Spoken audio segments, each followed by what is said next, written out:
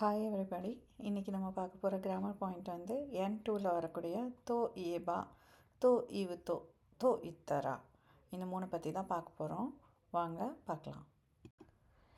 இந்த தோ இவு தோ ஏபா, தோ இத்தரா அப்படிங்கிற கிராமர் பாயிண்ட்ஸுக்கு காமனாக இருக்கக்கூடிய ஒரு யூசேஜ் அப்படின்னு பார்த்திங்கன்னா, ஒரு வார்த்தையை சொன்ன உடனே நம்ம மனசில் என்ன வருது, என்ன எண்ணம் வருதோ அதை சொல்கிறதுக்கு யூஸ் பண்ணுற இடங்களில் இதை யூஸ் பண்ணலாம். அதாவது இப்போ ஜப்பான் அப்படின்னு சொன்ன உடனே எனக்கு வந்து சுஷி தான் ஞாபகத்தில் வருது அப்படின்னு சொல்கிறோம்ல தமிழில், அந்த அர்த்தத்துக்கு இதை யூஸ் பண்ணலாம். இந்த சினாரியோவில் நீங்கள் யூஸ் பண்ணுறப்போ நீங்கள் இயேபாவோ இல்லை இத்தராவோ இல்லை இவுத்தோ இந்த 3ல் எதனாலும் நீங்கள் வந்து இந்த அர்த்தத்துக்கு வந்து யூஸ் பண்ணிக்கலாம்.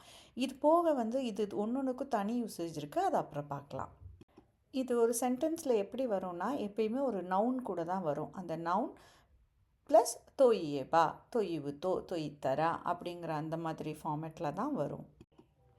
ஃபஸ்ட்டு நம்ம அந்த காமனாக இருக்கக்கூடிய அந்த யூசேஜுக்கான எக்ஸாம்பிள் பார்க்கலாம். ஃபுதாரினோ தோமதாச்சிகா ஹனாஷ்தேமாஸ், அதாவது 2 ஃப்ரெண்ட்ஸ் வந்து பேசிகிட்ருக்காங்க.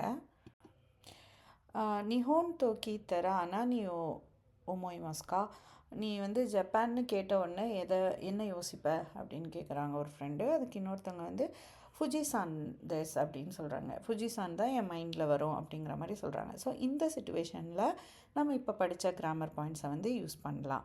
இப்போ நம்ம அதை யூஸ் பண்ணி சொல்கிறப்போ ஸோ திஸ்னே நிஹோன் தோ ஏபா ஃபுஜிசான் திஸ்னே அப்படின்னு சொல்லலாம். இல்லை அந்த ஏபாக்கு பதிலாக இவு தோவோ இல்லை தோ இத்தராவோ எதுனாலும் நம்ம அதில் மாற்றி யூஸ் பண்ணிக்கலாம். இப்போ நம்ம இதுவரைக்கும் பார்த்தது வந்து அந்த 3 கிராமர் பாயிண்ட்டுக்கும் காமனாக உள்ள ஒரு யூசேஜ் நம்ம பார்த்தோம். இது போக இந்த ஒன்னொன்றுக்கும் ஸ்பெஷலாக இது ஓவர்லேப் ஆகாத யூசேஜஸ் இருக்குது. அதில் வந்து ஃபர்ஸ்ட் ஏவா எடுத்துக்கிட்டோம்னா, இப்போ நம்ம ஃபஸ்ட்டு பார்த்தது வந்து நிஹோன் ஏபா ஃபுஜிசான் தெஸ், அதாவது ஜப்பான்னு சொன்ன உடனே என் மைண்டில் வந்து ஃபுஜிசான் தான் வருது அப்படிங்கிற அந்த அர்த்தத்தில் நம்ம பார்த்தோம் இல்லையா, அது வந்து காமனான யூசேஜ். அது போகன்னு பார்த்தோன்னா, இப்போ ஒருத்தங்க வந்து ஒரு டாப்பிக்கை வந்து சொல்கிறாங்க. அந்த டாப்பிக்கை கேட்ட உடனே நம்ம அப்போ பேசிகிட்டு இருக்கிற கான்டெக்ஸ்ட் இல்லாமல் டோட்டலி வேற ஒரு விஷயத்த நம்ம சொல்கிறதுக்கும் இந்த இயேபா யூஸ் பண்ணலாம். இப்போ இங்கே கொடுத்துருக்குற எக்ஸாம்பிள் பார்த்தீங்கன்னா, கொனோகோஹி ஹவாய் நோ ஒமியாகை திஸ்கா அப்படின்னு கேட்குறாங்க. இந்த காஃபி வந்து ஹவாயோட கிஃப்டா, சுவீனியரா அப்படின்னு கேட்குறாங்க. இப்போ நம்ம ஹவாய் பற்றி பேசுகிறோம். இப்போ நான் ஹவாய் பற்றி பேசினோடனே எனக்கு இன்னொரு விஷயம் ஞாபகத்துக்கு வருது.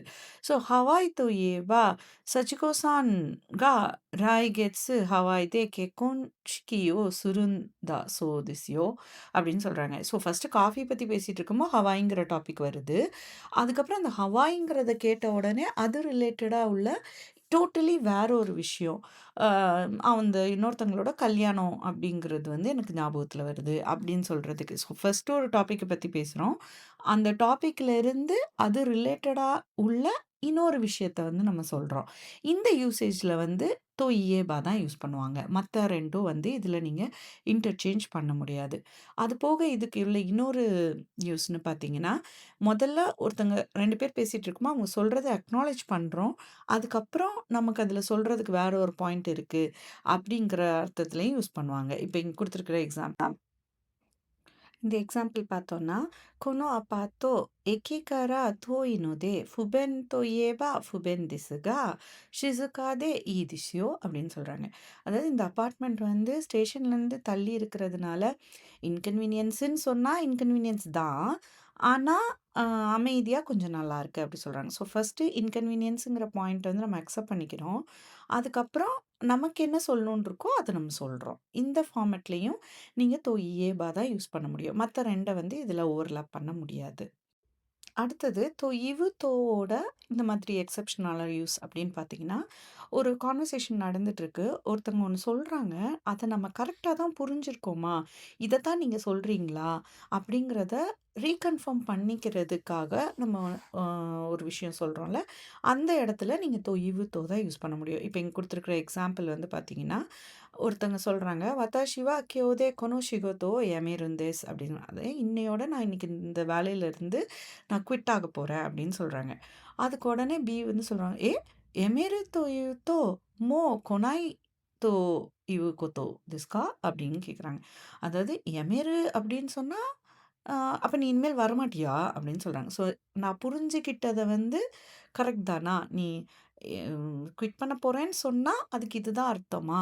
அப்படின்னு அத வந்து கன்ஃபார்ம் பண்ணிக்கிறதுக்காக யூஸ் பண்றேன். இந்த மாரி சிச்சுவேஷன்ல தோ, இவு, தோ மட்டும் தான் யூஸ் பண்ண முடியும். நீங்க இதுல தோ இயேபாவோ, இல்ல தோ இத்தராவோ வந்து யூஸ் பண்ண முடியாது.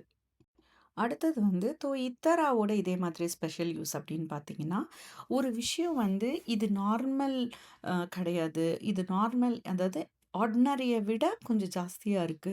எக்செப்ஷனலா இருக்கு. அப்படிங்கிற அந்த இத எம்பசைஸ் பண்றதுக்காக நீங்க யூஸ் பண்ணலாம். அதாவது ஷிமெகிரி மாயே நோ ஷிகோட்டோ நோ இசோகா ஷிசா தோ இத்தரா, கிமி நீ சோசோ மோ தெகினாய் தோ உமோ. அதாவது ஒரு வேலை வந்து டெட்லைன் பக்கத்துல வரம்போ இருக்கிற அந்த ஒரு பரபரப்பு அப்படின்னு சொன்னா, அது வந்து உன்னால வந்து யோசிச்சு கூட பார்க்க முடியாது. அந்த பரபரப்புன்னு சொன்னா அப்படின்னு சொல்றோம்ல, அந்த அந்த சினாரியோல வருது. ஸோ இது வந்து அந்த பரபரப்பு ரொம்ப ஜாஸ்தியா இருக்கும் அப்படிங்கிறத எம்பசைஸ் பண்றதுக்காக யூஸ் பண்றாங்க. ஸோ இது வந்து இத்தராவோட ஸ்பெஷல் யூஸ் அப்படின்னு நீங்க வச்சுக்கலாம். இதுல மத்த 2 வந்து நீங்க யூஸ் பண்ண முடியாது. இது கொஞ்சம் கன்ஃப்யூசிங்கா இருக்கிற மாதிரி தான் இருக்கும். என்ன 1ங்கிறாங்க, அப்புறம் 2ங்கிறாங்க அப்படிங்கிற மாதிரி தான் இருக்கும். ஸோ, இத கொஞ்சம் இன்னும் கொஞ்சம் கிளியரா எக்ஸ்ப்ளைன் பண்றதுக்காக தான் இந்த வென் டயகிராம் மாதிரி யூஸ் பண்ணியிருக்கேன். ஸோ, இதில அந்த காமன் யூஸ் அப்படிங்கிறது 3யுமே நீங்க வந்து மாத்தினாலும் யூஸ் பண்ணிக்கலாம் அப்படிங்கிறது வந்து ஸ்பீக்கிங் ஆஃப் அப்படின்னு போட்டிருக்கு. அதாவது ஜப்பான் அப்படின்னு சொன்ன உடனே எனக்கு இதுதான் ஞாபகத்துல வருது. அப்படிங்கிற அந்த யூஸ்ல நீங்க இந்த 3ல எதனாலும் யூஸ் பண்ணிக்கலாம். ஆனா, அந்த இயேபா அப்படிங்கிற வார்த்தைய வந்து சொல்றப்போ எப்படி வரும்னா, அதுக்கு எக்ஸ்ட்ரா யூசேஜஸ் வந்து நீங்க ஒரு ஒரு விஷயத்த சொல்லி, அது தொடர்புடைய டோட்டலி வேற ஒரு கான்செப்ட்ட வந்து அதுல கொண்டு வர்றப்போ, நீங்க இயேபா யூஸ் பண்ணலாம். இவுத்தோ வந்து ஆப்போனன்ட் சொன்ன விஷயம், "இதுதான் நீங்க சொல்ல வர்றீங்களா? நீங்க சொன்னது இதுதானா?" அப்படின்னு கன்ஃபார்ம் பண்ணிக்கிறதுக்காக இவுத்தோ யூஸ் பண்ணலாம். இத்தராங்கிறது வந்து ஒரு இமோஷன் இல்லன்னா ஒரு ஃபீலிங், இல்ல அந்த ஒரு சர்க்கம்ஸ்டன்ஸ்ல நடக்கக்கூடிய அந்த விஷயம் வந்து அ வழக்கத்த விட அதிகமா இருக்கு, ஜாஸ்தியா இருக்குங்கிறத எம்பசைஸ் பண்றதுக்கு இத்தரா யூஸ் பண்ணலாம். ஸோ இந்த மாதிரி நீங்க பிரிச்சு படிச்சுக்கிட்டீங்கன்னா, உங்களுக்கு இதுல குழப்பம் இருக்காதுன்னு நெனைக்கிறேன். இது போக வேற ஏதாவது டவுட் இருந்துச்சுன்னா கமெண்ட்ஸ்ல கேளுங்க. இந்த கிராமர் புரிஞ்சிருக்கும்னு நெனைக்கிறேன். இப்போ ஒரு ரென்ஷூ கொஸ்டின். அதுக்கு உங்களுக்கு என்ன ஆன்சர் தோணுதோ அத சொல்லுங்க. "சென்னை தோ இயேபா" சென்னைன்னு சொன்ன உடனே உங்க மைண்டுக்கு என்ன வருது? அப்படிங்கிறத கமெண்ட் செக்ஷன்ல சொல்லுங்க.